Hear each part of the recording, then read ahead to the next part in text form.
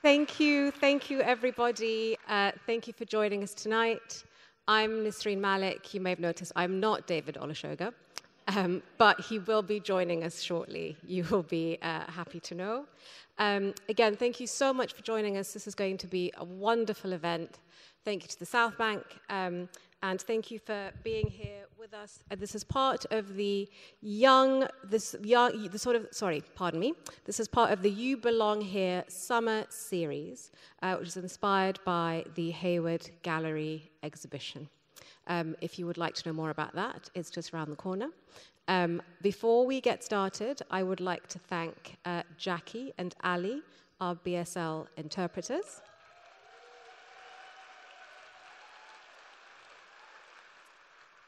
They are with us tonight from Performance Interpreting. Thank you so much.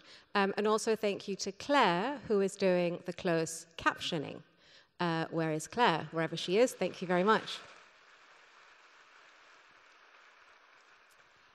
The gentleman who's going to join us shortly needs no introduction. Renowned historian, filmmaker, and one of the bravest and most clear voices on the importance of the accuracy of British history, the accuracy of making people feel seen and heard in contemporary British history, which is what we're going to talk about tonight, and particularly about Black British history and the accounts that have been either missed or overlooked, and why it is important for us to learn these accounts and discuss them and be honest about them.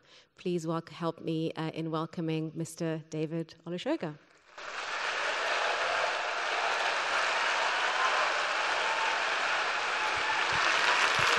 Thank you for joining us. As you can see, everybody is very delighted to see you, as am I. We will have an hour's conversation, David and I, and then you will have the opportunity to ask questions for about half an hour. So we should hopefully have enough time to cover the entirety of David's career so far. No, that's probably not going to happen. But to start with, I would like to start on a general note, just a sort of summary, if you will, on the importance to you. What is the importance of Black British history? Why is it important that Black history is not seen as something separate to mainstream history, and that they are merged and seen as one thing? Well, thank you. And thank you for coming. It's lovely to be here. In some ways the answer is because it's part of British history. It just is an integral part of any honest telling of British history, and yet in so many ways we've created these contrivances where those connections to people in Africa, people in the Caribbean, as well as people in Asia and other people drawn into the networks of British power, that those histories were forgotten. They were kind of almost magically removed from the British story, and that removal was so kind of perfectly done that we just don't notice. I mean, one of the examples I'm always fond of is the phrases we use to describe tea, a Chinese drink that Britain's relationship with China and India is intimately interconnected with. And we talk about Earl Grey tea and English breakfast tea and builder's tea. All of that tea is Chinese or Indian or grown in Sri Lanka. Yeah. I mean, one of the most popular brands of tea in this country is called Yorkshire tea. If there's a part of Yorkshire where they can grow tea, I've somehow missed it. But these linguistic devices that we have, these conceptual traps where we think of these histories as not part of the mainstream story, that's been so brilliantly done over such a long time that we have a history that is full of holes, and like anything that's full of holes, it's quite fragile, and it's begun to fall apart. And we're in a moment where I think a backlog of 50, 60, 70 years of scholarship from Britain, the Caribbean, Asia, as well as the United States, has empowered to this moment where, for reasons I don't quite understand, there is a willingness, and I think this is to do with generational change, but not entirely to do with generational change. There's a willingness and a real hunger to confront this history. And that just was not the case when I was young growing up, and I had to go looking for the bits of history that I kind of suspected were being hidden from me. And I think there's something about human nature. I kind of worked out somehow when I was a sort of teenager that basically my history teachers were lying to me. I've basically spent the rest of my career going, aha, I knew I was right when I was a teenager. They were lying. But how does that happen? I grew up in post-colonial East and North Africa, and we had a different curriculum, the true curriculum, basically, with history. So we studied colonialism, the history of World War II, etc. When I moved to the UK, I had a very different experience of the world compared to my peers who'd grown up here. The question in my mind at the time was, how does that happen? Is it a deliberate, thought-through exercise of excising parts of history, as you said, or the holes cut out? Or is it a subconscious editing? I'm just trying to figure out maybe it's a combination of the two. How does that account become full of holes? Well, as historians will always say, it is a combination of many factors. Most of history gets forgotten. Most of the past isn't history. History is what's reclaimed and recovered by historians. So amazing, astonishing, wonderful as well as terrible events just get forgotten. That's quite normal. So I think there's the normal, human amnesia. We can't recall the totality of the human experience because it's so vast. There's also self-interest. The dynasties who grew wealthy from the slave trade or from slavery liked to do what we've done for generations in Britain, which is that you make new money doing often something really horrible. You then marry into the aristocracy or the squireocracy. You reputation launder that original money through marriage and through the purchase of land and estates and titles, and you pretend that your ancestors came over with William the Conqueror. So there's also a kind of family dynastic desire to pretend that new money is old money, whether it's the East India Company and the nabobs, or whether it's the West Indians, the planters of the 17th, 18th and early 19th centuries. But then there is the deliberate editing out. And here, I think the key figures are historians themselves. In some ways, we are recovering as a nation from the damage done by Thomas Carlyle, who convinced us and convinced generations of historians that history is really a series of biographies of great men. And if history is biographies of men who are defined as great, then those biographies are hagiographic and they have to be positive, and they're built on the idea of the hero, and there's no room for victims. There's no room for people at the bottom. There's no room for women. There's no room for working class people. It is about these great historic figures who exclusively changed history.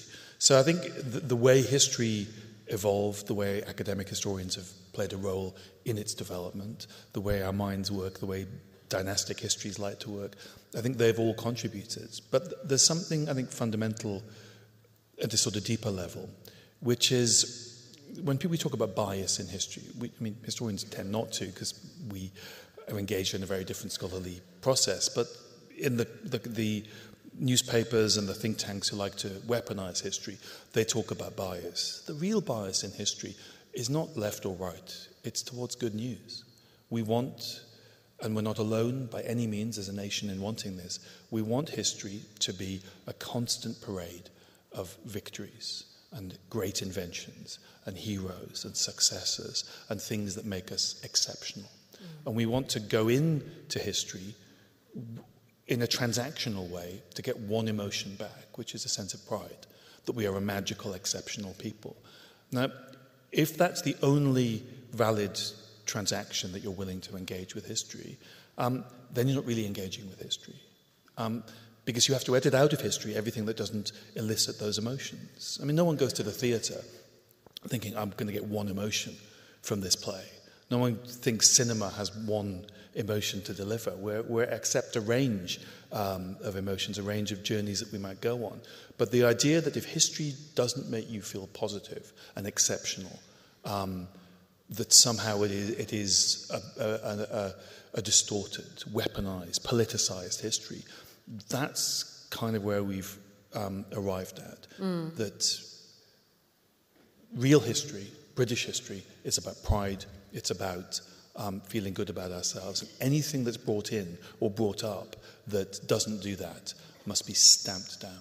How much is of this, and you alluded to this in your answer, that this is a common thread amongst all kind of accounts of popular history across the world? I mean, most nation states will create some sort of fiction or some sort of foundational myth about who they are and why they are where they are. But is there something particularly challenging in Britain because of its colonial past and because of its imperial history and because it, not to put words in your mouth, but it would be great if you went in this direction. Is it because so much of the identity of the country resided in empire, and it was sort of the length of the empire as well, as opposed to the kind of short history post-World War II, which was not half as glamorous? Is there an additional challenge with the sort of editing in British history because there is this large legacy of sort of glory that they want to keep going?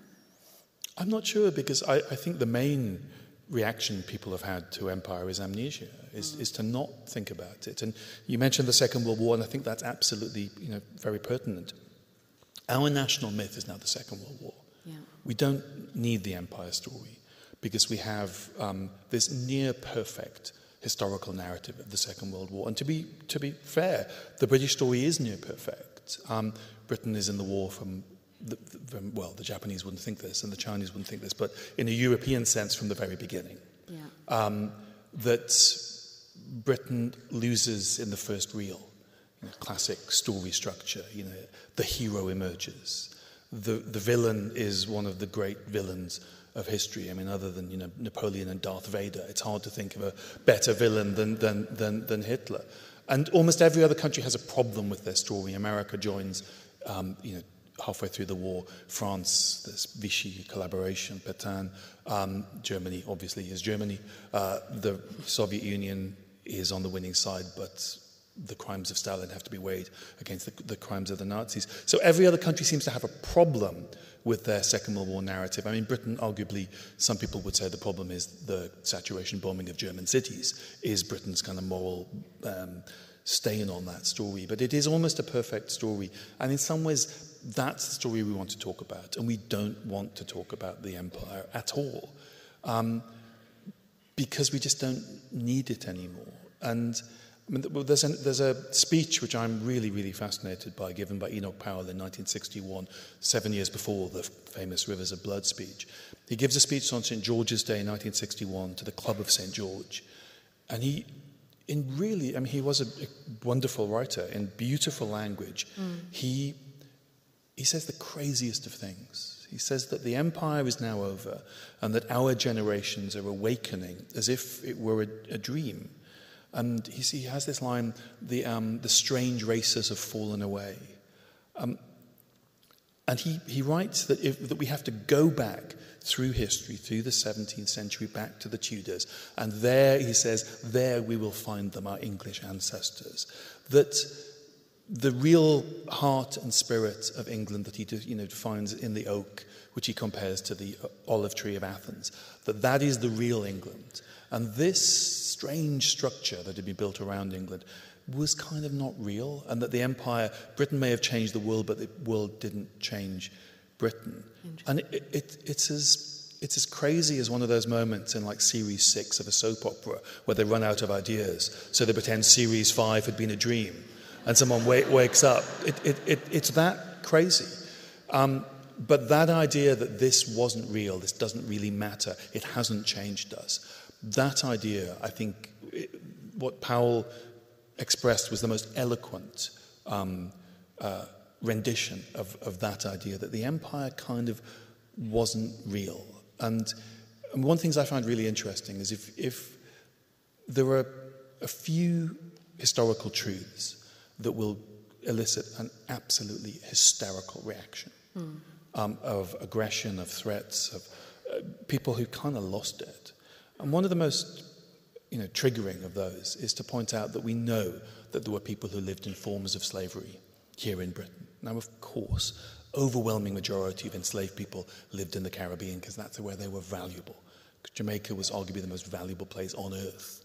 in the latter decades of the 18th century. But people brought their portable property home when they left, and that included enslaved people. And we can see them in hundreds of Georgian paintings. We can read the accounts of a handful of them. Sancho of James Somerset. If you say that there were people who lived in forms of slavery, forms of unfreedom that range from being a servant to being very much enslaved, people will just lose it. And what's fascinating is that they're perfectly calm about there being slavery in Jamaica or Barbados. But that's part of the British Empire. That's the people enslaving those people are British. It's almost as if you get enough water between us and a terrible crime, it hasn't really happened. That sort of an ocean is this sort of makes something not real. And a number of people have said this. America, which is not the country I look to as a kind of model for how to deal with these issues, America at least can't deny that this is part of their history because it took place in the continental United States. There were slave markets on Wall Street, in Washington, in Charleston, South Carolina. It's undeniable. Whereas we have this distance, physical geographic distance has allowed a sort of synaptic, a mental, conceptual distance. That would... Sorry, go ahead. No, finish your thought. I don't know where I was going. No, I was going to say that would explain the sense of offence when you mention Britain's role in transatlantic slavery. And one of the reasons, as you say, is that there's this physical separation, and actually some of the people who benefited the most from slavery in Great Britain never set foot in the slave, sort of any part of the slave trade, or even on the plantations, and made huge fortunes out of it. So there was that kind of physical remove that the Americans didn't quite have. But there's a sense of offence. There is a sense that you're trying to tar the UK with something, which goes back to the kind of famous line that you would think that the British invented slavery so that they could abolish it. That was like the whole point of slavery, so they can say they abolished it. So before you even get a chance to talk about enslavement or the enslaved or the legacy of it, and also empire, the first thing you hear is, but Britain abolished the slave trade, because there's this kind of denial and importance of putting distance between the two things. Why is that? Is that just because we're not accustomed to these sorts of conversations, or because it's part of consciousness making? It's kind of part of how we conceive of ourselves, and it becomes very difficult to reverse that once it's been established. I think it relates back to what I was talking about earlier, that this belief, conscious or subconscious, that British history exists to tell us that we are a magical, exceptional people. And if you're accustomed to that, if that's what you think history should be, then that's normal. And encountering episodes from Britain's history that run counter to that is abnormal. And what's abnormal is very easy to portray as unnatural, as unjustified. But, we expect other nations to recognize that there are dark parts of their history that need to be confronted rather than celebrated. We expect other nations to be able to do this. I mean, and it's not just the obvious example of Germany and Japan. That we look at America when Confederate statues were toppled, when we look at Hollywood films that depict the Deep South, we're entirely comfortable with being on the side of the civil rights campaigners. When it's our history, suddenly that willingness to recognize that history is tragedy as well as wonder, that suddenly evaporates. And so what you get is aspects of British history that are verifiable, that are well documented, that to millions of people feel like libels. They feel like attacks on them and their identity, rather than aspects of British history. So you get British books published by British publishers, written by British historians about British history, that people will say is an attack on Britain. They were historians who dedicated their lives to expanding historical knowledge, accused of being anti-history or rewriting history, which is almost a job definition description of a historian. But this, it's easy to make fun of, but this sense of hurt and of attack I think it really is something that we sort of need to kind of, reach out and try to talk through as a nation, because that's not history. If it can only tell you the positive, if the only emotions you expect to draw from history are pride, a sense of being exceptional, then you're not engaging with history. And this gulf between those people who think of history as that and the actual world of historians and the actual world of the past, that gulf becomes unbridgeable, which is why historians are, have been conscripted into, these hopefully now over, well, Lisa Nandy hopes over culture wars, maybe a pause, I hope. But if you look at countries, the list of countries that attack historians, that's not a good club to be part of. I mean, it's profoundly unhealthy. It's not just unhealthy vis-a-vis history, because I think when we talk about it only vis-a-vis history, it makes it sound like maybe a slightly esoteric thing. But I feel like, and correct me if I'm wrong, it extends to all aspects of national identity. It expands to self-awareness, self-reflection, an understanding of our real place in the world, our clout globally, whether we can leave the EU. That attitude, rather than one's approach to history, informs contemporary living. It informs race relations. It informs foreign policy. It informs political adventurism. So it's far more toxic. Yeah, but as long as that spring well of people who will take offence at history and historians is there, then it can be mobilised for political gain. And also, and I think we often understate this, there is money in this. The algorithms have demonstrated that people will remain engaged when they feel attacked, when they feel outraged, when they feel anger. We use this phrase, the outrage economy. If I, tweet a balanced, view on somebody's new book, it might get retweeted 20 times. If I'm come home from the pub and say something rude about another historian, it'll get tweeted 2,000 times, because anger and outrage and extreme positions, that's what the algorithms reward. And that reward is not just a endorphin reward, it's a monetization. So there's money in telling people that the history being taught to their children, the history being published by publishers, the history that's coming out of universities is not the work of normal scholarship, but an alien attack on them and who they are and their identity. That is something that can be monetized as well as weaponized. So I think we have to remember that there are really kind of fundamentally kind of dangerous elements to this. The question about whether Britain's unique, I don't think Britain is. The country that has the strongest view that its empire was a force for good in the world, that would like to see a small number, but still the highest number of people who would like to see their empire rebuilt in their dreams, are the lovely liberal Dutch in the Netherlands. And I think one of the reasons for that is that the Dutch Golden Age is also the age of the Dutch colonial empire.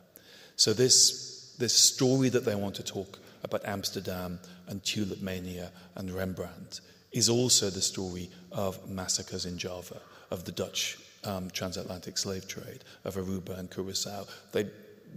You want to have the lovely architecture of the Rembrandt. You don't want to have what was happening in the Caribbean and what was happening in Indonesia.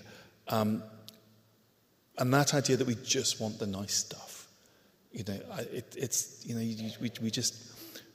want the muesli. We just want the strawberries on top. Right. And I think it's part of its human nature, but it's also what we're accustomed to. We're accustomed to thinking of ourselves as a magical people. How does that affect? I'd like to go back to the figure of sort of young David, who suspected that something was amiss, and found out that actually the history that you had learned was in fact edited and wholly, should we say, in not a sort of whole EY as opposed to wholly. How does that affect people of colour? Just going back to the point about Enoch Powell, if empire was a sort of aberration that almost infiltrated or was a threat of infiltrating the national identity, and was over, and we could kind of go back to the pure version of what the country was before empire.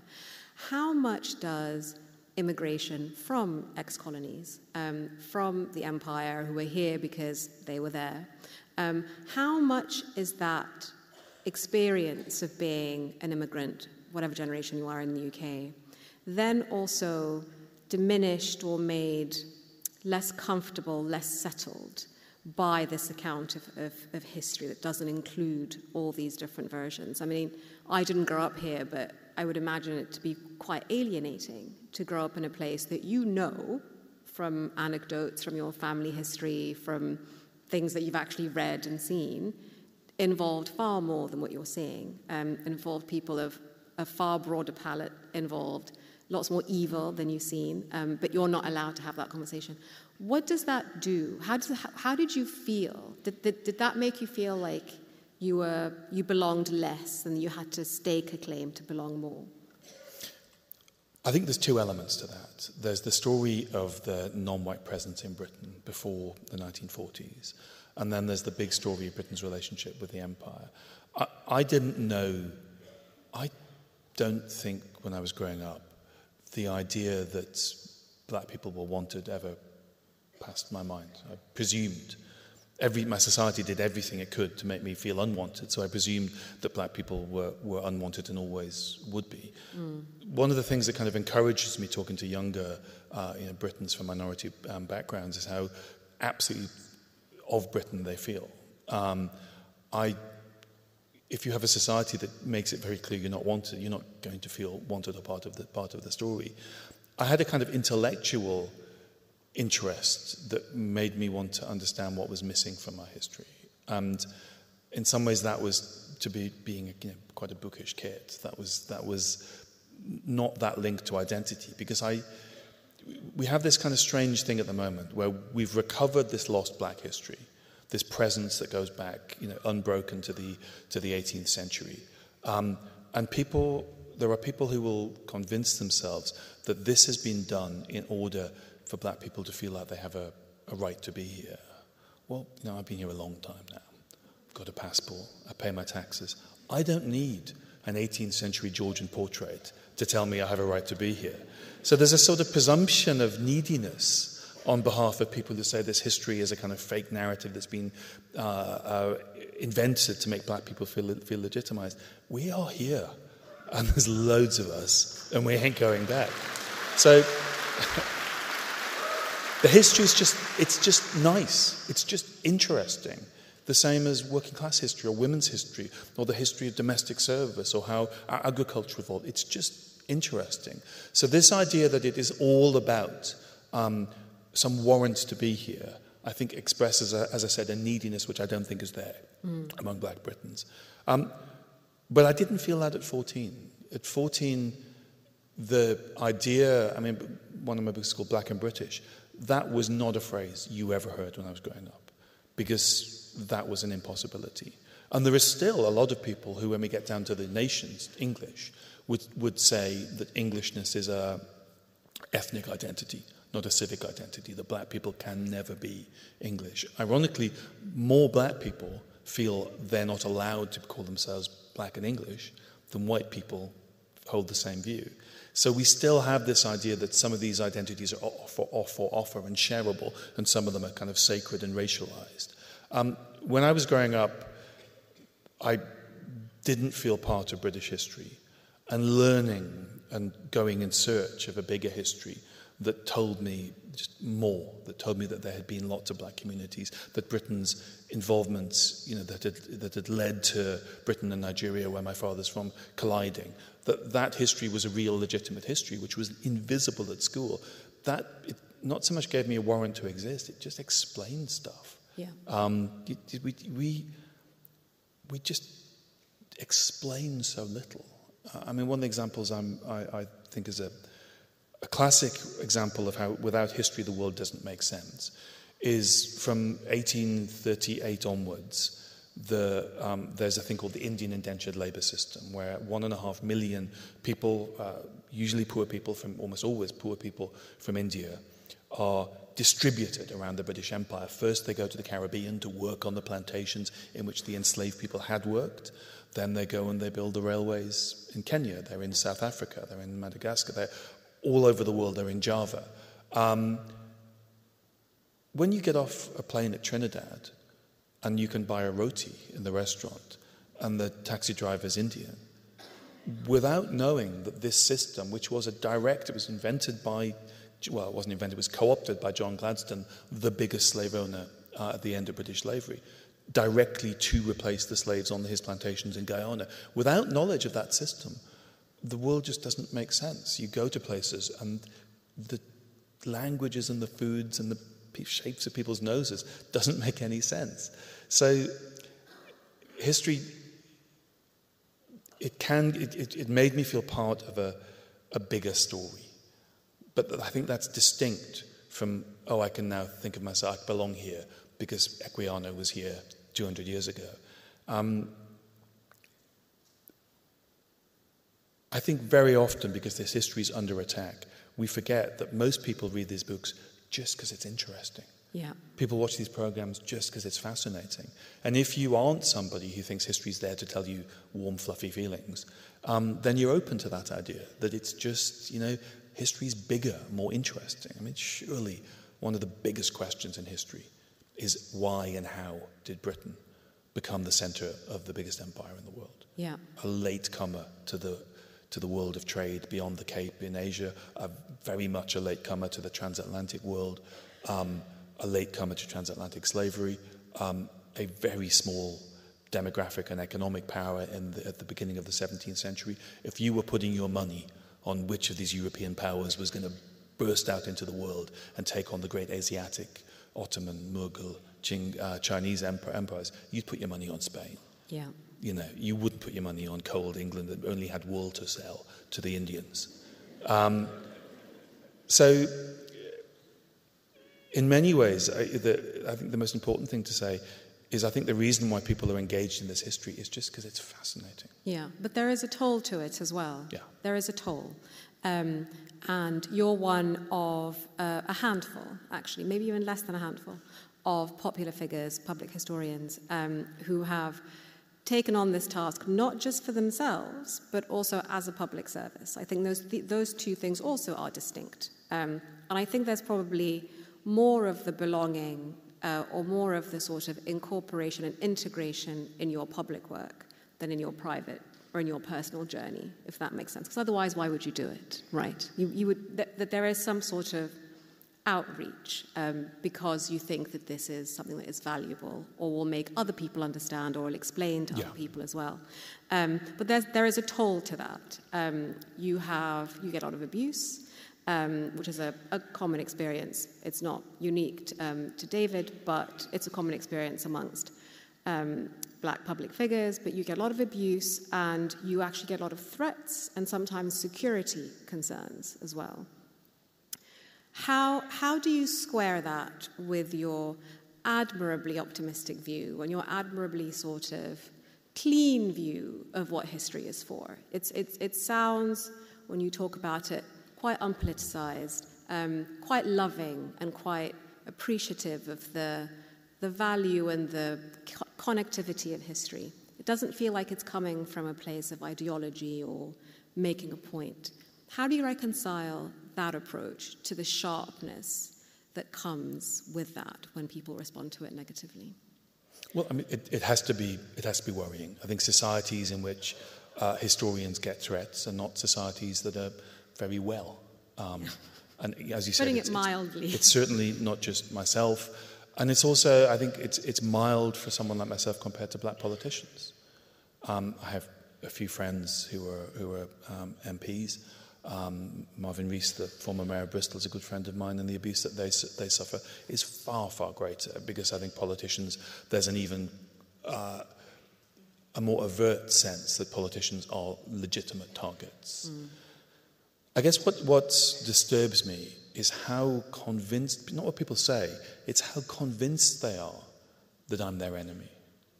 How convinced they are that of the ideas that they have been fed, that the algorithms and Facebook and the memes have fed them. And what this results in is a series of just tediously predictable claims, which are so just ridiculously easy to refute. I mean, every week someone will say, you hate white people. Well, I'm obviously mixed race. Half my family are white, which is a feature of being mixed race. Every week someone will say that. Every day someone will say, you never mention African slave traders. I must have spoken about it hundreds of times. It's within the first few pages of my book, Black and British, that we talk about the African slave traders. I'm a good writer. I'm not a good enough writer to describe a transaction without mentioning one of the parties. You'd have to be Hemingway good to be able to get away with that. And these claims are made by people who it hasn't occurred to them that maybe they're not true. The confidence with which people believe that this history is an attack on them, that I'm motivated by a hatred of them and Britain and white people. That's what really worries me. It's not the nonsense that they say because it's so boringly tedious. It's the confidence and the surety. And it doesn't make me think these are bad people. It makes me think, what system have we created that makes people that sure of anything? And that without evidence. I mean, maybe it's going to happen later. I mean, I'm very, very used to being at talks, and someone will stand up and say, why don't you mention something? And I'll go, well, have you read my books? And they'll go, no. Yeah. And well, there you go. Now you can't say it because you've been preemptively shamed, right? But the last time that happened to me was Sunday. To stand up and basically accuse someone of professional malpractice in public, in your town, where I'm there for 2 days, you're there for the rest of your life, to make a fool of yourself that publicly, without having read someone's book, it takes a level of confidence, which is kind of remarkable. So I worry about the algorithms and the systems and the networks that have created that level of surety.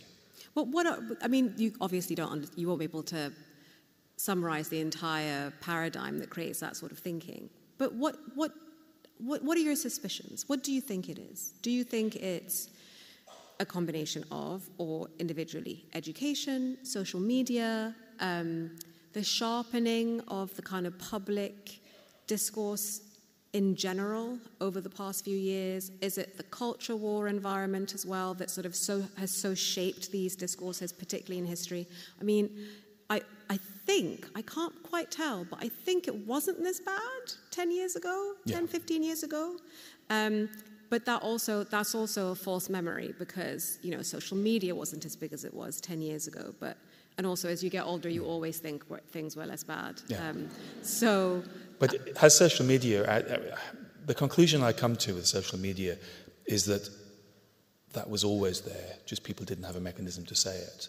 Right. And in some ways it's more optimistic to say, we've taken a wrong turning, we can go back to this fluffy, lovely age, back in the 90s when people didn't say this sort of thing. They just didn't have the tool to say it. Online. They had dial-up. I grew up in this country in the 80s. People saying it on my Twitter feed rather than spraying it graffiti on my house feels like progress. Yeah. Why is it happening? I think it's happening for all sorts of reasons. I think social media is certainly part of it. But I think it's kind of more worrying. When I make myself, regularly flick through the pages of the Daily Mail. Yeah. And the other newspapers. Remember, 80% of our press owned by 5 oligarchs. It's just not realistic that you can drip hate and poison into a society day after day, page after page, story after story, for decades, and it have no effect. The only thing that surprises me is it's taken this long for that toxin to actually make us sick as a society. No, that's a good observation, because I've always thought, when you look at the kind of uniquely skewed right-wing media environment in the UK, that there is still an impressive gulf between popular attitudes towards race, immigration, LGBTQ issues, etc. To their horror. Yeah, and it's just... Most people who read The Sun will vote Labour. Yeah. A disproportionate number of people who read the Daily Mail will vote Labour. So many people, it doesn't work. And if you, there's so many great think tanks like Better Together who show that we are such a liberal society in so many ways, despite our newspapers and despite members of our political class. There's so much to be optimistic about. In almost every metric, Britain is one of the most liberal and one of the most progressive societies in the world. And there's an awful lot to be pleased about. The problem is that when we make progress, those same newspapers will go, we've made some progress, there wasn't a problem in the first place, now you can shut up. Yeah. We talk about black kids doing well at school, and they will report that. They won't report double the numbers of black youth unemployment. So, Ghanaian, Nigerian, Jamaican, Barbadian kids doing brilliantly at school, but when they come out, they have twice the difficulty finding a job as their white compatriots. They'll talk about one part of the story, but not the other. We'll talk about this idea of health tourism, but we won't talk about 200 nationalities making the National Health Service possible. That selective framing of stories, that distortion, the sheer dishonesty of our newspapers, it inevitably was going to lead to something like this. I mean, I've been really interested watching what's happening at the Washington Post, because it's a reminder that other people look at our press and feel repulsed by it. They don't go look at the wonderful chippy press that Britain has. Yeah. They look at these oligarch-owned newspapers and the practices that they've engaged in, and America regards itself as having a much more decent and honest media tradition, and they are repelled by it, and we haven't quite got that. For those who are not familiar with the story, it's... Sorry, it's a bit journalist in talking, it sorry. Is slightly inside journalism baseball, but really pleasing as well, in that a British, shall not be named, but is Googleable, a British journalist, senior executive, moved to the Washington Post and had some unfortunate connections to the hacking scandal, was it? Allegedly, of course. Everything is alleged. And links to just some unpleasant episodes in British media history. And the Washington Post, being a newspaper, decided to report on this, even though he was a senior executive in the paper, and he told them that they couldn't do it. And their response was, sorry, that's not how journalism works. And it was just for us on the other side of the pond, it was just a really interesting illustration in how this sort of scummy creature had crawled across the pond. To the newspaper of Watergate. Exactly. Of Woodward and Bernstein, that regards itself as one of the great engines of the Fourth Estate, and he doesn't want to be associated with that. But it was a shock to many people that we don't talk enough. I think we have one of the worst presses in the world, and I think they are responsible for much of this poison. And how much is that? Yes, please. There goes my column in the Daily Mail. Right, there it goes. Sorry about that. It's very well paid, I hear, but there's that's all we ever will do is hear. But I'd like to make the connection to the political class, which you mentioned, which is that there has been, over the past almost 2 decades, a powerful fusion of the political class and this right-wing establishment that has made this environment feel far more toxic than it has. I mean, it feels like it was a sort of grip around your neck. And they had think tanks as well in the middle and donors. It was this whole ecosystem. There's even a research paper about this, and they call it the anti-woke network that has become this sort of really sophisticated ecosystem that went from Downing Street to the Telegraph, and sometimes physically people went from Downing Street to the Telegraph and back, and the Spectator, etc. How much has that political, governmental blessing of the culture wars, of race reports that said that there's no institutional racism in the UK, of our Prime Minister saying that woke people are coming for our history. So actually weaponizing this and turning it against people like you, how much has that also been co-opted by representational politics on the right. So the fact that we had the most diverse cabinet in the Tory party over the past couple of years, that we had the first brown prime minister, people all from colonial backgrounds, people all who have, and actually recent immigrants or second-generation immigrants. I thought that was a real curveball. It took me a while to get my head around that happening, because we had Black Lives Matter, we were like, okay, people are getting it, and then we had this diverse cabinet, but then they sort of rounded on us. So how much has that been illustrative, but also more challenging, that this was now a war being waged by people of color in very powerful positions, in cahoots with a very powerful white establishment? Well, I think it sort of proves that the meaningless of race, because melanin doesn't make good people into good people, and anyone who's interested in race has never said that. And I think we underestimate just how much this is about careerism. We talk about all of these ideological ideas. I think one of the great corruptions of the media and politics has been the rise of the careerist. That politics is a place you go to get on, to make connections, to build, to feather your nest and become wealthy. I mean, Liz Truss's entire career has been careerism. Her mission has been her career. She was a Liberal Democrat. She was a Remainer. She's a chameleon because there's nothing in there. It's empty. There's just... all there is self-interest, and and that's the same is true of people of colour who've been in that cabinet. And I think you can see that in the kind of weird doublethink. When people say, which is I do lots of advise companies about DE&I.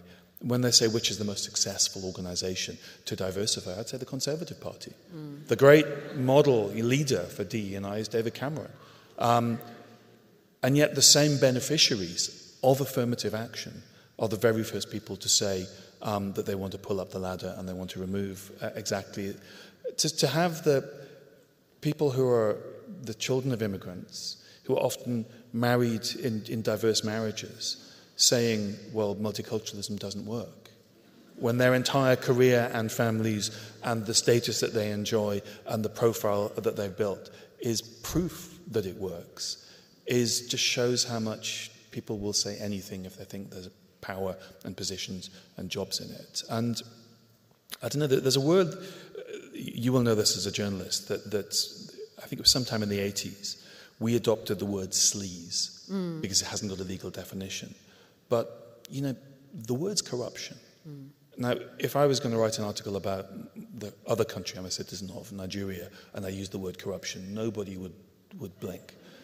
If I write an article about corruption in Britain and how corrupt and rotten our political class has been, and the fact that we've seen 14 years in which standards and norms and just basic honesty, basic verifiable truth have been thrown to the wind, then suddenly it's a bit like British people being abroad and calling themselves expats, not immigrants. it's doublethink. We've seen the corruption of our political class. We've seen the corruption of our political systems, and I really hope that ended last week.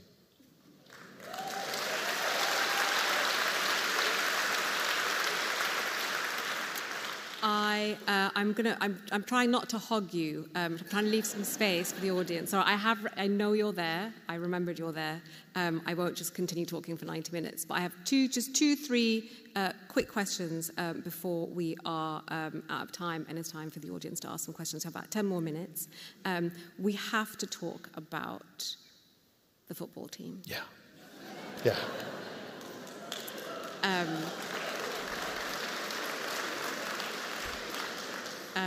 I think we would have had to talk about it anyway, whatever the result was, but I'm happy they won, because I think it would have been a slightly more uncomfortable conversation. So whenever England plays, actually this is across Europe today, France, Spain, and the UK, or sort of England, sorry, don't come for me, English football team. The teams are always so much more diverse and much younger than the sort of similarly representational organisations. Switzerland doesn't look like the Swiss team. Exactly. Was really surprised. Exactly. And it doesn't look like the England football team does not look like your average English workplace, right? And so whenever England plays in sort of international tournaments, there's always a question that arises, particularly in the Southgate era, because he's been a bit more forthcoming and forthright about this, which I think is really healthy. The question that always arises is this England? This is England.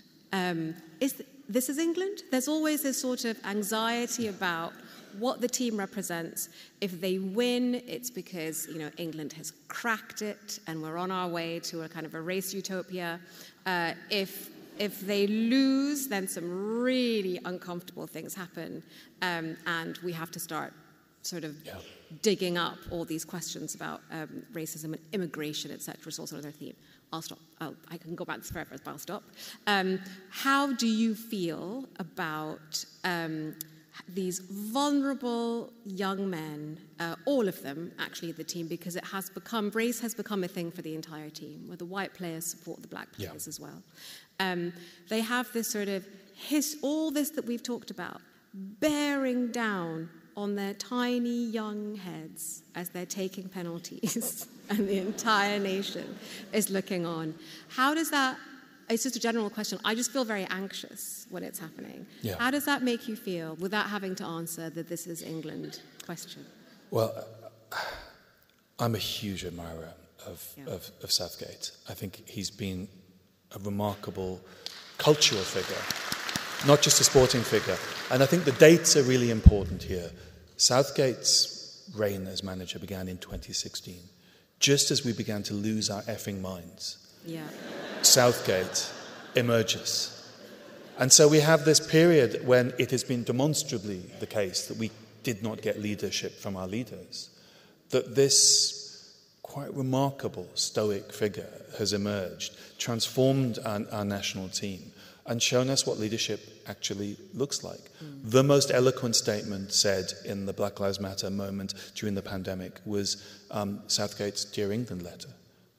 We had a prime minister who'd called black children pickaninnies, who'd said that Muslim women in burqas looked like letterboxes, who had no moral position, no moral capacity to say anything of meaning at that point. And we had this leader was able, as leading this hyper-diverse team, to actually say things that mattered at a time when there was nothing of meaning coming from the political class. So I think the timing is really, really important.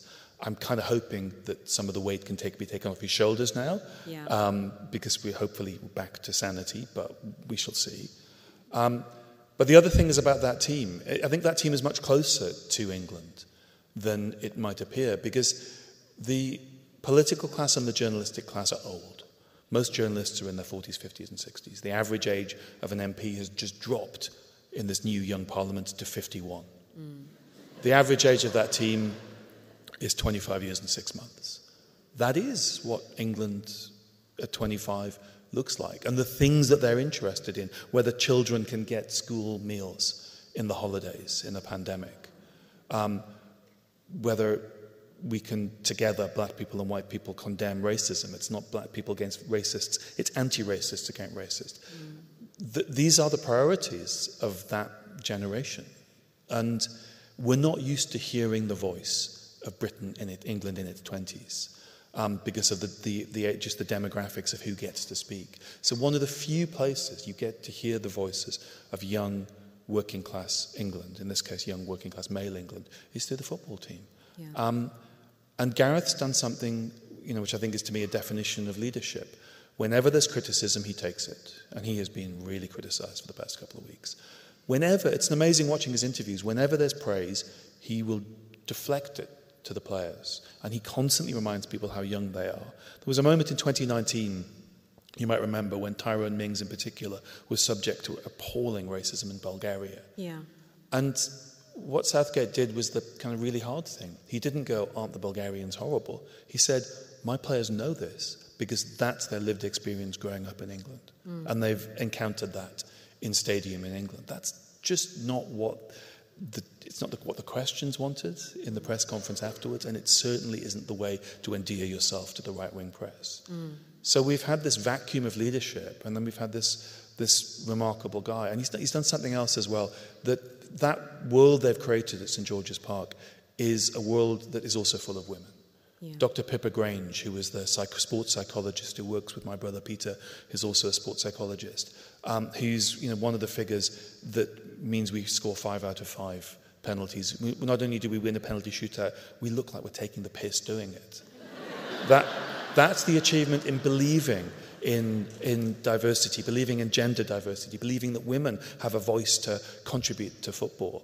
And we're now in 2 finals in Southgate's reign.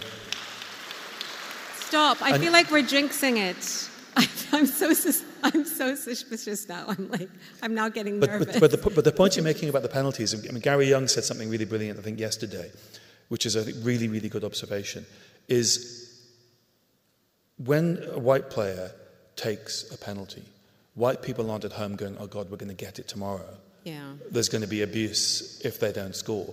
And that's exactly what black people felt. I remember I was writing an article during the last penalty shootout when 3 black players missed. And I remember I was sitting there on my laptop watching the football, trying to get ahead of myself, writing an article for The Guardian. And I realized that everything I'd written was irrelevant because the story was what was already happening on Twitter. And I just flicked onto Twitter and there was the sea of hate. I think despite all of the success, it shows that Britishness for black people is conditional. It's conditional on success, on not making mistakes, and on the thing that they would really like people like myself and Afro Hirsch and other yourself to do, which is sit at the back and not make a fuss. There's the French used to call it active citizenship and passive citizenship. There's an accusation made of black people and brown people that's never made of white people, which is why aren't you grateful? Yeah. Which is just a convoluted way of saying shut up.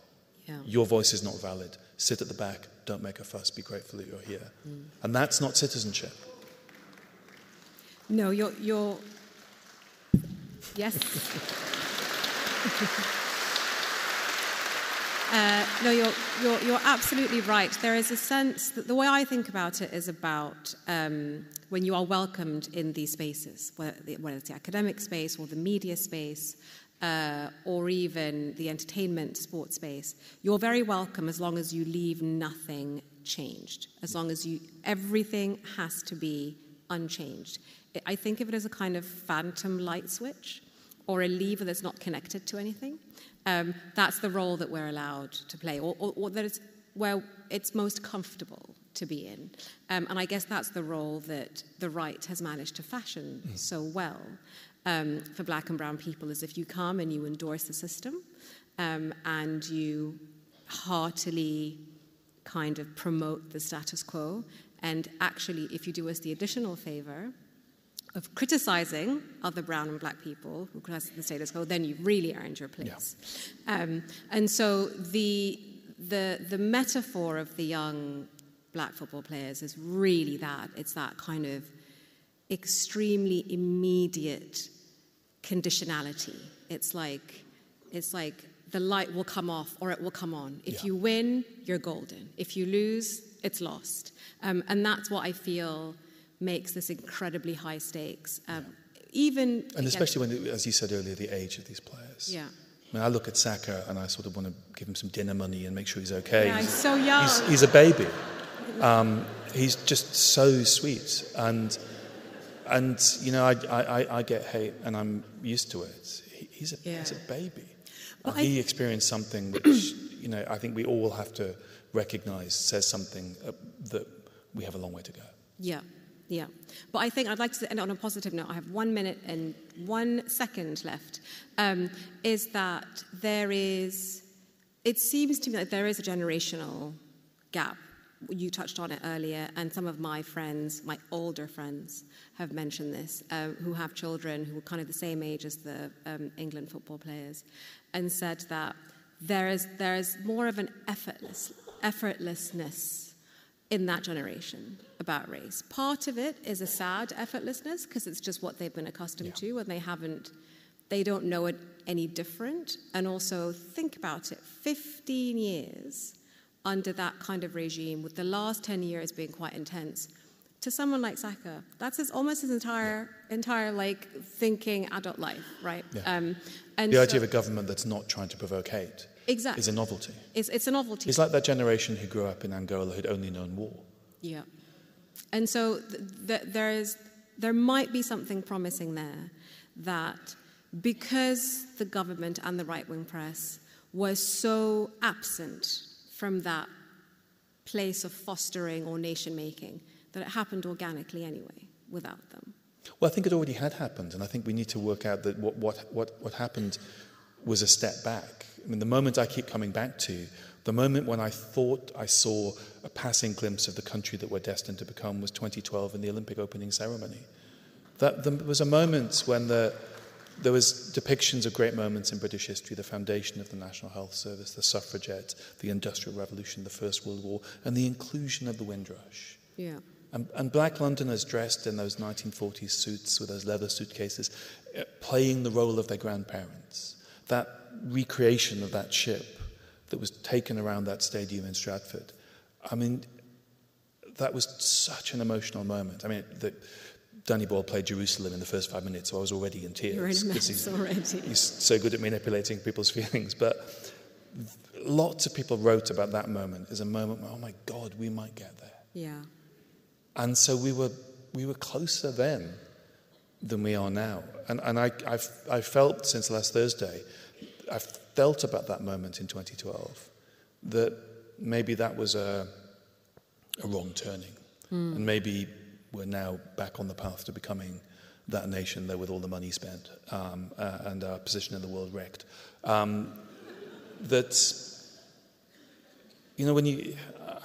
do think we might get there. This Parliament is the most diverse Parliament, for good and bad, that we've ever had. You read the attitudinal surveys rather than the headlines. What people believe. Hardly anyone in Britain is disturbed by interracial marriages today. Certainly wasn't the case when my parents met. There's amazing progress that's been made, but the Sturm und Drang, the thunder, and the shouting of Parliament, of Westminster and Fleet Street, I think have in some ways convinced us that we're in a darker place than we actually are, that we're a less generous people than we actually are. Yeah. No, I think that's definitely true. There was a moment when there was that gollywog controversy in the pub. Do you remember, about a year ago? I was trying to work out which gollywog which gollywog speaks to the problem, really, doesn't it? I think it was the latest one, right. Basically. And I remember thinking, I'm not going to care about this because it's not relevant to my life. It's one pub and it's one weirdo in the pub who has the fact that he has a collection of gollywogs in the first place is an indication that somebody not to be taken seriously. But then Suella Braverman said that there should be an investigation into what happened at the pub. The police got involved. It became a Daily Mail headline. And I remember at that point thinking, we're trapped, because if every single episode like this is then amplified by the most senior politicians in the land and the whole ecosystem kicks in, that it kind of doesn't matter what real life looks like, because this is powerful and this is loud. Well, the key is to not allow them to become senior politicians again. Exactly.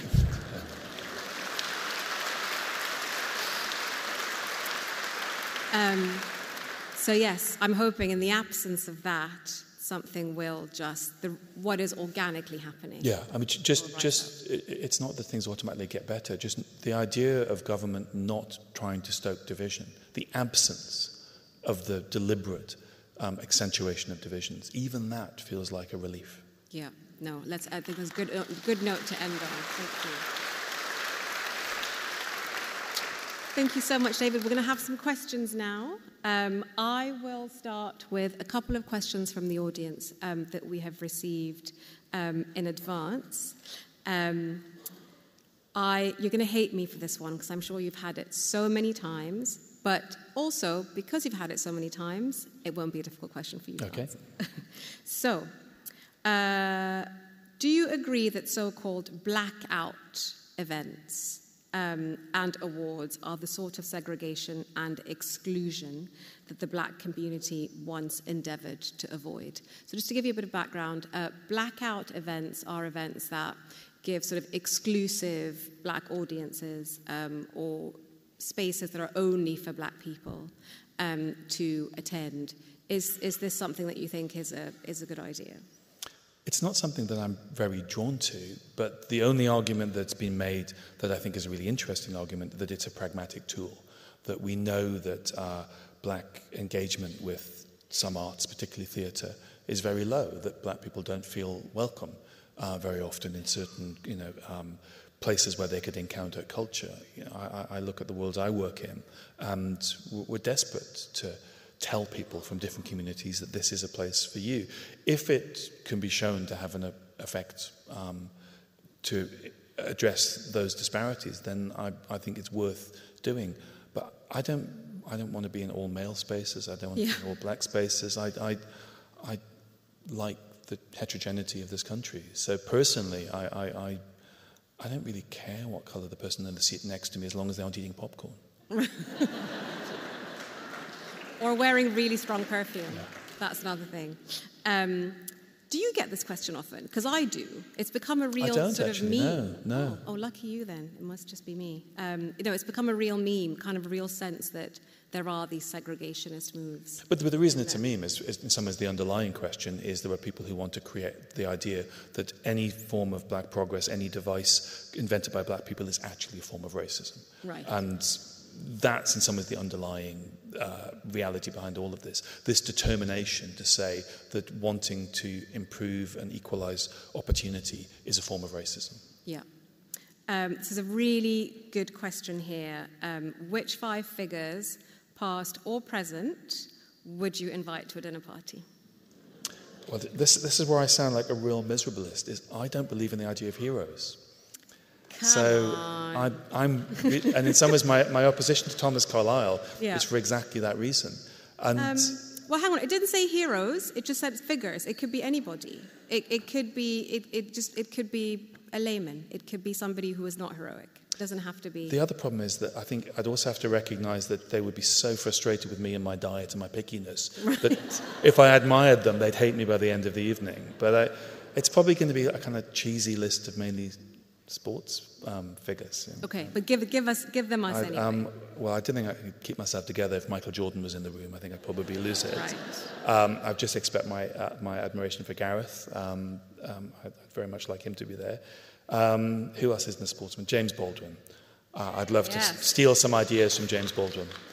God, I'm running out. It'd be a really, really terrible dinner party. And then there's all this like people who have been dead 100 years I'd like to ask a question to. Right.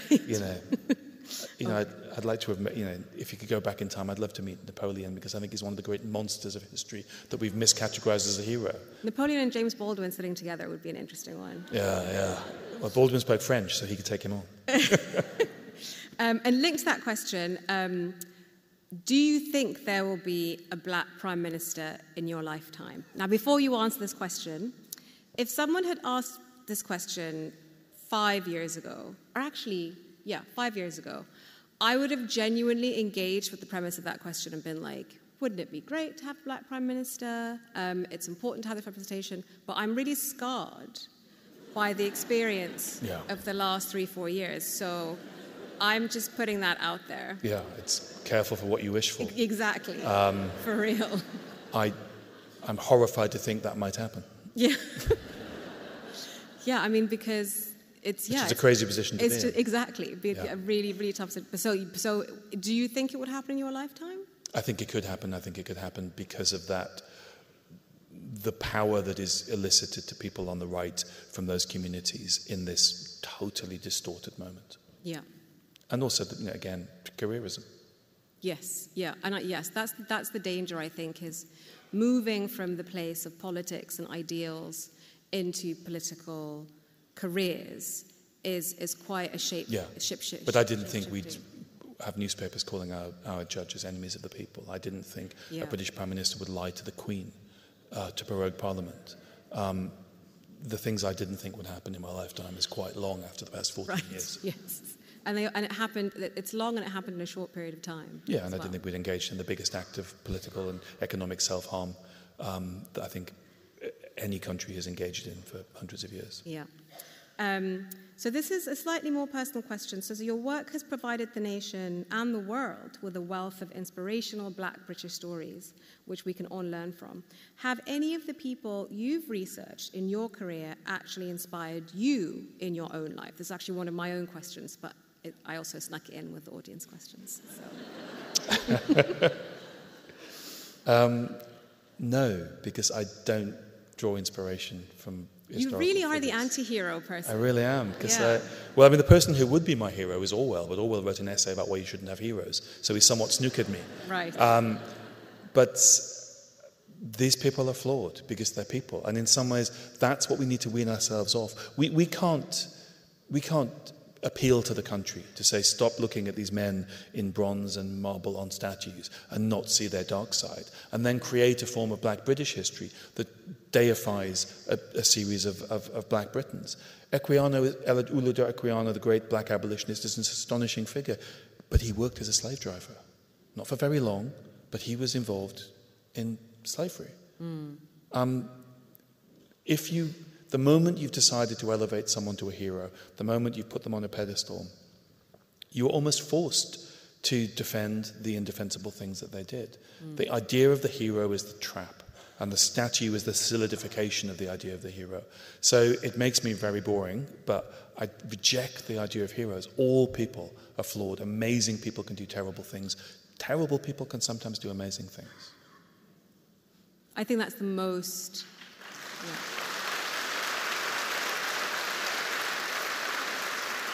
I think for me, that's, from our conversation tonight, that's the thing I'll take away, and I think it'll really inform how I think about things, because we grow up, it's so ingrained in us, not necessarily to do with anything related to this conversation about history, but it is so ingrained in us to look up to people. Yeah, but we should look up to actions. There are heroic actions. Yeah. Equiano purchased his own freedom by trading between the islands of the Caribbean, working out that commodities he could buy with a tiny amount of seed money, he could trade for an increased profit on different islands. He did that for years and years and years, and to the astonishment and the anger of the man who claimed to own him, he raised £40 and purchased his own freedom. The resilience, the bravery to do that, the cunning to do that. He had half his money stolen at one point, and he managed to rebuild himself and continue. That is so admirable. But that's a heroic action. And I believe we can glamorize and we can valorize and celebrate actions. But the moment you make an individual into a hero, I think you're in a trap. Heroic actions, not heroic individuals. Yeah. But so related to that,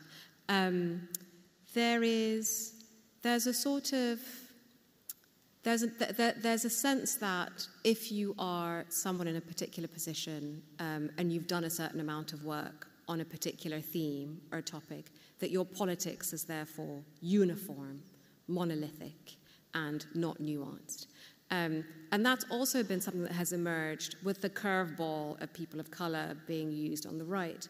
That's also, I feel, another curveball that has emerged.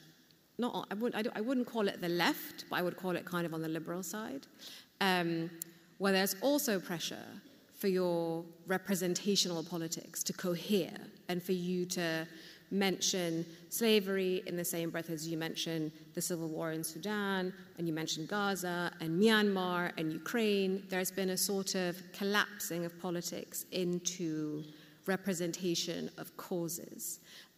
Do you think that is related to this tendency to sort of look for one clear, not necessarily heroic, but a position in which everything is condensed, as opposed to the nuance and the action and the kind of individuals that make up the story?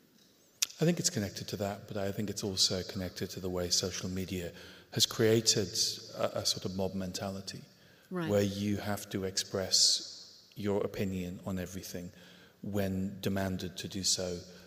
Like you've been stopped in traffic and someone demands your ID, right, demand where do you stand on this? Speak out about this.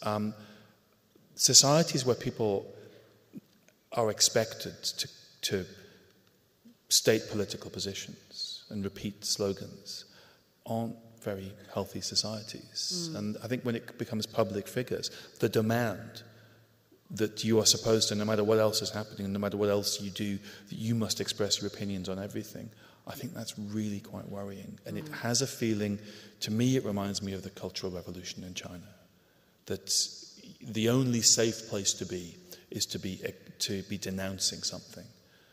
The idea that all opinions must be public opinions, I think that's really dangerous. And do you think that do you think that's a response to what we discussed earlier? Sorry, I'm really appropriating these questions. Apologies. I'll get on back onto them. But I think this is a rich theme. Do you think that is a response to the power, the narrative power that we just talked about, that the right has had for so long? Well, I think the left is just as bad at this, if not worse. Yeah. I think it's a lot to do with social media. I don't know if you heard, but there was a couple of hears from the audience about that. They'll be denouncing me on Twitter later. Yeah. But if you think about how fast this has all happened, in 2011, 2010, the Arab Spring, we were genuinely talking about whether these new platforms, or very young platforms then, would bring down dictatorship, that they would sweep democracy around the world, that they would end these old autocracies. We ended that same decade with Mark Zuckerberg in front of Congress, and us asking whether these technologies are actually inimicable with liberal democracy. We're in a Gutenberg moment. This is a new frontier, and the ways in which it's changing society were totally unpredicted by the web utopianists who said, isn't it wonderful, we're all going to have these voices, as if dictators can't use iPhones, as if totalitarian regimes could not control these technologies, as if the Great Firewall of China could not be built. I think a lot of our changes are we have a technology which is as revolutionary as Gutenberg and the press, but is so new. But I mean, last one, I promise. But how I feel that is, how do you combat that? It feels quite overwhelming and at the same time quite atomized. And I don't think that it's helpful to just stand on the sidelines and call it cancel culture, even if it is cancel culture. I think it has to be kind of engaged with somehow. Yeah, and that needs government, and that needs international organizations, and that needs regulation. No industry this powerful has ever emerged and been left unregulated. Right. You also would need to be part of big transnational organizations in just the way we aren't. Right, okay. So the organizations that could bring this about are the European Union, the United States, government. I think we are in a century where there's going to be more government, not less government. The government is the problem experiment that began in the 70s and the 80s has demonstrably failed. Yeah, okay. I'll get back to the questions. So I have binge-watched with the best of them over the past few months. Supercell, Top Boy, Bridgerton, Champion, Queenie, and This Town. I couldn't have ever imagined having these varied black British faces as a child of the 70s. Why are there still issues with portraying the nuances and complexities of black British identities on screen in a way that perhaps the visual arts seem to keep tackling head-on without landing back on the proverbial monopoly board of black criminality? Great question. I think one of the reasons is that the media looks much better than it actually is, because the diversity is on screen. And that camouflages a reality. If you watch the BAFTAs, the television BAFTAs, you look at the actors and the presenters and the people in reality shows, and you see a really diverse media. Yeah. You see the front of house, and it looks like we're doing really, really well. A few weeks later are the craft BAFTAs, with the camera operators and the graphic designers and the set designers and the people who actually are the far, far bigger number of people who are actually the industry. And you'll be lucky if there's a non-white nominee, never mind a non-white winner. So that diversity of the television industry on screen belies, as it does in cinema, as it does in fashion, profound failure of diversity behind the scenes. So if you're a black actor, If you're a black actor, you're in an ecosystem in which you might be the only person. Even if you're in a black drama with multiple black characters, the commissioner will be white. And the commissioner will almost certainly be Oxbridge. And, there's huge socioeconomic elements to this as well. And so I was talking to Steve McQueen a few years ago, and Steve McQueen struggled to diversify the crews and the teams he had making his dramas. Because the industry has failed for decade after decade after decade. So that infrastructure, those long careers, have not been allowed to happen. Partly because black people can't make mistakes. You make one mistake and you're out. You take an industry, you make it casual. Black people, overwhelmingly working class, haven't got the security, the financial safety nets to take those risks in those industries. And so, we can put as many black actors or presenters on screen as we want. And as long as the reality of the craft BAFTAs remains what it is, and they're not televised, by the way, right, so we can't see the truth, then the industry can pat itself on the back, knowing the reality is profound failure of diversity. And it's just as bad, if not worse, when it comes to socioeconomics. Interesting, yeah.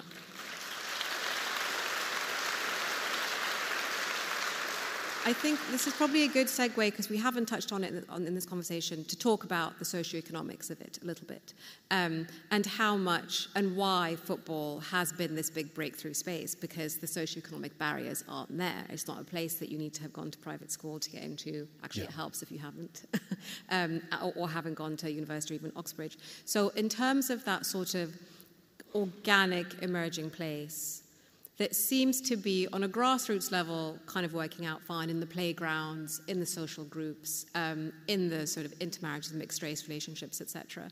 But when it comes to popular entertainment, when it comes to academia, when it comes to the sort of real culture shaping, or even just culture reflecting parts of society, there are big socioeconomic barriers there that mean that not only black and brown people are excluded, but that white working class people are excluded as well. So what you get at the top seems very different from what you see on the ground. As somebody who's worked across the board in journalism, academia, and TV, documentary making as well, how is that similar across the industries? I think there's a concept. Marcus Ryder, who runs the TV and film charity, uses this phrase a lot. There's a phrase called moral license, which is that progressive sectors, progressive industries, progressive companies who are full of lovely middle-class people who believe in all of these positive outcomes are less likely to challenge themselves, to really ask what's actually happening in their industries. And for that reason and for other reasons, if you look at diversity in terms of race and socioeconomics, the worst industries are the most progressive. In terms of socioeconomics, the worst industries with the lowest, so the highest level of people whose parents were professional, who went to private schools, who went to Oxbridge, the highest is music. The music industry, again, front of house, hyper diverse, look behind the scenes, who runs the labels, who runs the tour companies. It's not black and brown people. Theatre, museums, television, cinema. Those sectors are doing the worst. They're very casual. They're about networks. They have created an entry barrier, which we now suddenly, because everything has to be American, call internship. We used to call it work experience. And if you were going to design a system to stop people from lower socioeconomic backgrounds getting those jobs, it would be pretty close to work experience internship. I mean, if you were setting out to create a barrier for people from lower economic backgrounds, you'd come up with something very similar. That's what it would look like. And those sectors who are the first to do the cosplay of diversity are actually doing the worst. And people in those sectors are horrified when these results are put in front of them, because they had imagined that nice middle-class people together with all their progressive ideas would have created positive outcomes. Whereas other sectors actually did some investigation. They actually took some initiatives. They actually didn't presume that they were their self-view of themselves as moral would somehow translate into outcomes. So and I think this is absolutely what is true for race, is true for socioeconomics, the areas that I think in some ways matter the most, the cultural areas, are the most elitist in this country in a way that's deeply, deeply worrying. And I think these medium, newspapers, books, television, film, they're how we kind of encounter one another. What they offer is empathy. I don't know what it's like to be a Muslim woman but in Britain today, but I can watch a film that tells me that, or I can read a novel that allows me to sort of empathize and understand a bit better. If those stories aren't being told, if we aren't using the power of story to know each other better, then I think we're putting down one of the most useful tools that human beings have ever created to build societies. And if they're in the hands of people from certain classes and certain backgrounds, I think we're in real trouble. Hear, hear. I think that's true.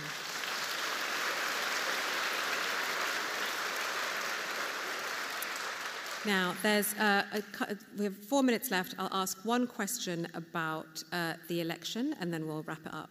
So there's definitely a honeymoon period. Keir Starmer is a lucky general because Gareth Southgate is extending that honeymoon period. Yeah. And there is a sense, like you say, that something has lifted. Even if you don't particularly feel strongly about the Labour Party, that they represent you, or that it's a function of Tory collapse, there is a sense that something has lifted. But there's also been almost 9.8 million votes for reform. They were second in about 100 seats across the country. In this honeymoon period, I think that reform story has been a little bit underplayed or seen as a kind of function of Tory collapse, but it's a thing. Yeah. How much of that, and I'm not entirely sure at all because it's so new, how much of that is to believe that Farage really does have a compelling vision that people agree with, and how much is what you've just talked about, socioeconomic marginalization, a lack of sense of cohesion, a government in dereliction, basically, for 15 years. Or is it an interplay of those things? Because I think that sometimes the narrative can be overly bogeymaned, if that makes sense. I think it's all of those things, but it's another thing as well, which is a profound failure of journalism. Right. When his ideas were tested, as they only very rarely are, people begin to see the reality. This is a figure who wants the National Health Service to be abandoned, an insurance system to put in its place. This is somebody who has criticized Ukraine for fighting for its sovereignty and its existence in the face of Russian colonialism.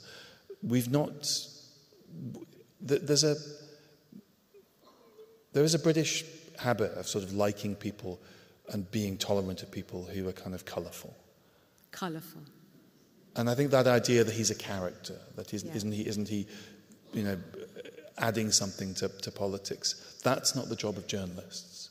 The job of journalists is to question people's ideas.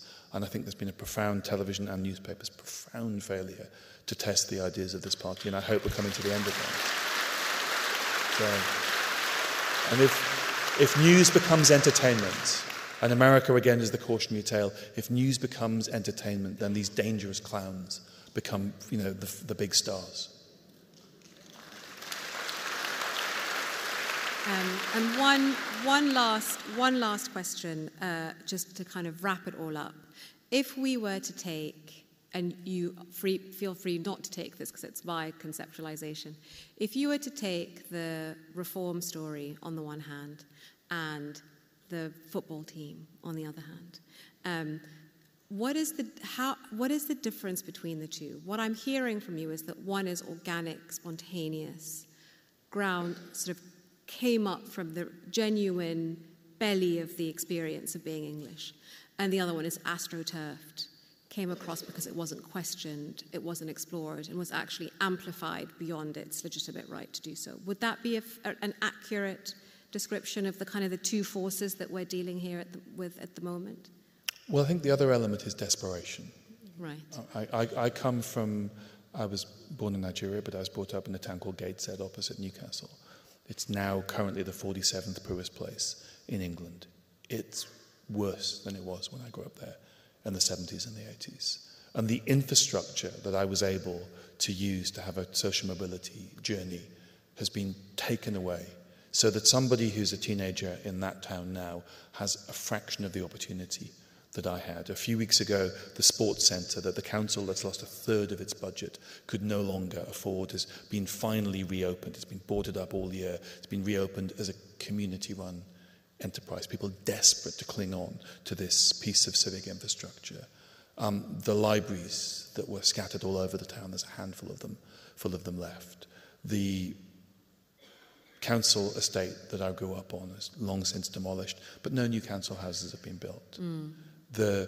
Somebody who, all of the things that allowed my mother to educate her children, the sports facilities, the libraries, the fact that we were able to have a council house because we lived in a country that built council housing, that hadn't been banned from doing so or inhibited from doing so by conservative governments. And the fact that I could go to university and get a grant. Yeah. All of that has been taken away. So I look at somewhere like the town I grew up in, and I think the most painful truth is that a woman bringing up her children on a council estate there now could not say what my mother could say to her children. Work hard, study, go to university, you can change your life, you can write your destiny. If that is not true, if the parents saying that now is lying to their children, then the whole social contract, the whole idea that there's mobility, that merit, it's a very contested idea, but meritocracy, that there is something in meritocracy, then that goes out of the window. And if you're in somewhere like Gates said, it is impossible to believe that anyone in that decaying building by the Thames gives a damn about you. Yeah. And when society and your government gives you that very strong message that you don't matter, that you're from a place that doesn't matter, then why not try something extreme? I think that explains a lot about Brexit. I think it explains a lot about the Reform Party. And I think it's also the fundamental challenge to this government. We really need change. We don't need levelling up as a slogan. We need a recognition that there are parts of this country that are as poor as parts of the developing world, that there are places where you have no chance of sustaining yourself, never mind improving yourself. And to ask people to tolerate that is to ask them to tolerate the intolerable, and they won't. Well, David, I'm afraid we're going to disappoint you because you said no heroes, only heroic actions, but I think you're a hero for being here today and telling us what you have said. I'll tell all well. I'm sorry. I apologize. I've taken...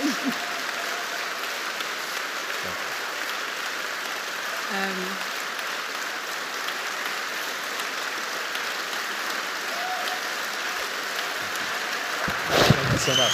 Thank you. Oh, that's so nice. Thank you so much. I'm sorry. I took the most important part of your entire address tonight about no heroes and completely did the opposite at the end. I'm sorry. But honestly, somebody who can speak with such wisdom and grace and knowledge about so many things. I mean, match of the day, they're missing a trick for sure. And so we're just very lucky to have had your company tonight talk not just about Black British history, but about the importance of being seen, the importance of promise, the importance of having a stake in your life, and how the stories of the past and the stories of the present are what connect us to each other. And that is genuinely a heroic public service. Thank you, David. Thank you. Thank you, Nesrine. Thank you.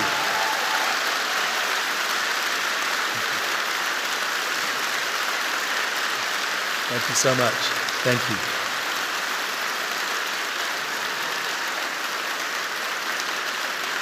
So thank you all for coming. Thank you to the Southbank. Thank you to the You Belong Here Summer Series, and for you for being here and belonging with us as well.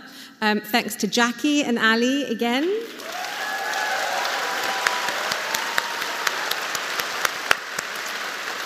Thanks to Claire. And if you would like to have a signed book by somebody who only does heroic actions rather than as a heroic individual, David will be signing desks at level 2 ticket desk. Thank you so much for joining us. Thank you.